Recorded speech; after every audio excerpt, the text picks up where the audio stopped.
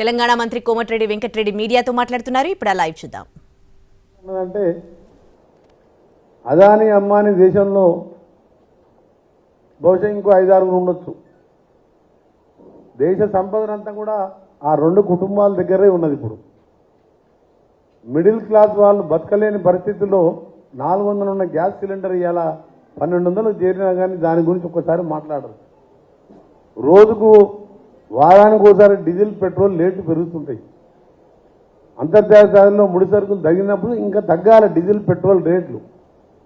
గతంలో international market నుండి crude oil మట్టి తగ్గేది, కానీ ఈయన వచ్చినప్పుడు ఎప్పుడు తగ్గలే.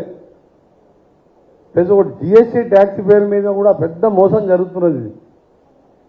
దాన్ని ఎవరు కూడా సీరియస్ తీసుకుంటలేదు. కానీ చాలామంది జిఎస్టీ పేరు మీద గవర్నమెంట్ కడుతున్నా లేదా తెలియదు. వాళ్ళు రిసిప్ట్ ఇస్తారు, దాని కింద జిఎస్టీ వసూలు చేసుకుంటారు. మధ్య దళారులు తింటున్నారు. ప్లస్ పేదవాని గవర్నమెంట్ ఆఫ్ ఇండియా కూడా ఆదాయం పెరిగిపోయింది బాగా. ప్రతి వస్తువు మీద జిఎస్టీ అంటున్నారు. కొందరేమో మోసం చేస్తుంది దాంట్లో కూడా. పేదవాన్ని జిఎస్టీ పేరు మీద నోట్ల రద్దు చేసి ఈరోజు మొత్తం కూడా రాత్రి కనీసం రోడ్ల మీద చూసినాం.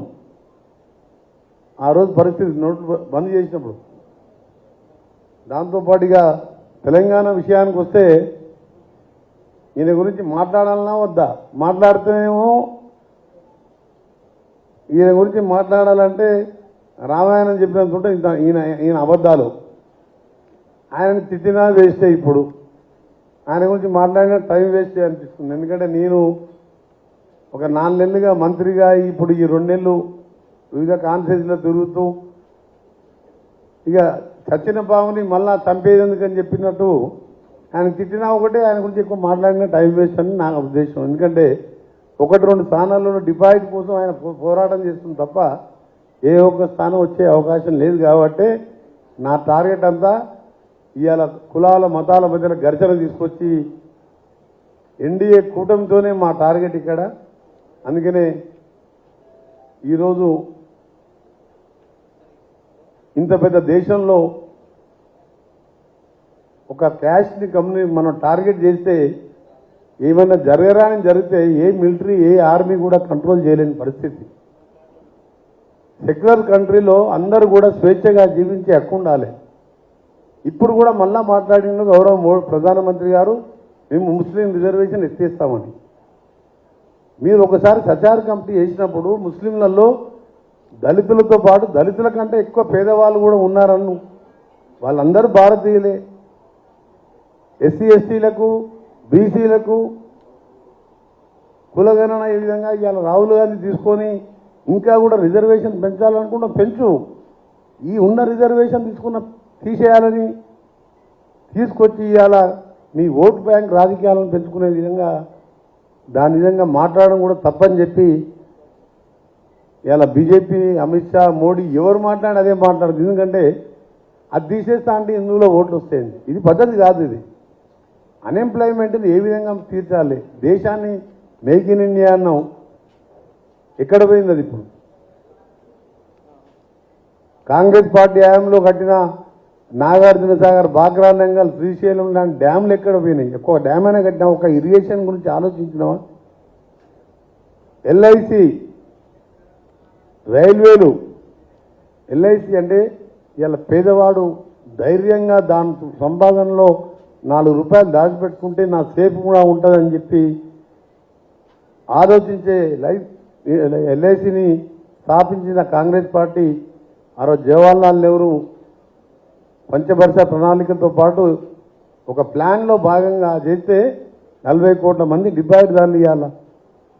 మధ్యలో చూసినాం మనం సహారా కుంభకోణం, శారదా స్కాము, అగ్రి గోల్డ్లు. ప్రైవేట్ ఇన్వెస్ట్ చేసుకుంటే ఎక్కడ పోతుంది చెప్పండి? గవర్నమెంట్ సంస్థ అయితే నీ పెట్టిన పైసకు ఇంట్రెస్ట్తో సహా ధైర్యంగా నీకు ఎప్పుడంటే అప్పుడు తీసుకోవచ్చు. దాన్ని కూడా ప్రైవేటైజ్ చేస్తున్నాం. ఇవన్నీ ఎక్కడ రాకుండా మనకు తీసుకొచ్చి దేవుణ్ణి ముందు పెడుతున్నాం. ఎవరి మతాన్ని వాళ్ళు, నేను హిందువుని, దేవుని ముక్త, రాముని ముక్త, హనుమంతుని ముక్త, దేవాలయాలు కట్టిస్తా, చర్చిలు కట్టిస్తాం, మసీదులు కట్టిస్తాం, ఈద్గాలు కట్టిస్తాం.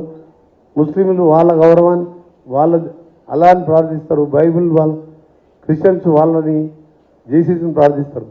కానీ కొత్తగా తీసుకొచ్చి నేను చెప్పేది లేక, అందుకనే కేసీఆర్ గారి గురించి ఒకటి రెండు మాటల్లో చెప్పి ఆ తర్వాత మీకే ఛాన్స్ ఇస్తాను. ఎందుకంటే మోడీ గారి గురించి చరిత్ర మీ అందరికీ తెలుసుగా. ఇప్పుడు కూడా మళ్ళా మోడీ మూడోసారి ఎన్నికలు జరిగింది. మూడోసారి ఆయన 400, 250, 300 వచ్చి ప్రధానమంత్రి అయితే 2029లో ఎన్నికలు ఉండవు. ఇక భారతదేశంలో ఎన్నికలు అనేవి ఉండవు. రష్యా లాగా, చైనా లాగా 30 ఏళ్ళు అధికార పార్టీ రాసుకుంటారు, వాళ్ళ ఎన్నికలే ఉండవు. 10 ఏళ్ళు దేశాన్ని మొత్తం కూడా ఇవాళ నిరుద్యోగం బారిన పడి రైతులని ఢిల్లీ చలిలో ఎండలో 700 మంది రైతులు చనిపోతే ఆ తర్వాత క్షమాపణ చెప్పిన తర్వాత యూపీలకు పోయినప్పుడు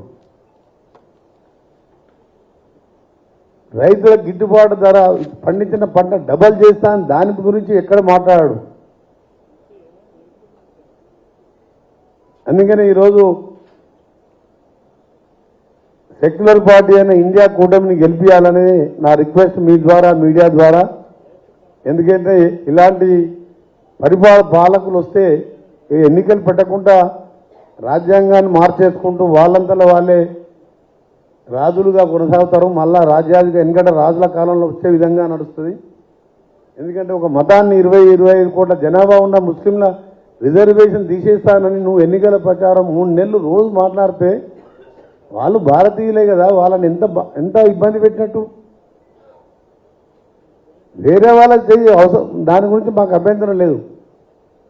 కానీ ఇవాళ సెక్యులర్ కంట్రీలో వాళ్ళు భారతదేశం కోసం కొట్లాడి ఆర్మీలో ఉండి ఎంతోమంది ముస్లింలు కూడా చనిపోయిండ్రు.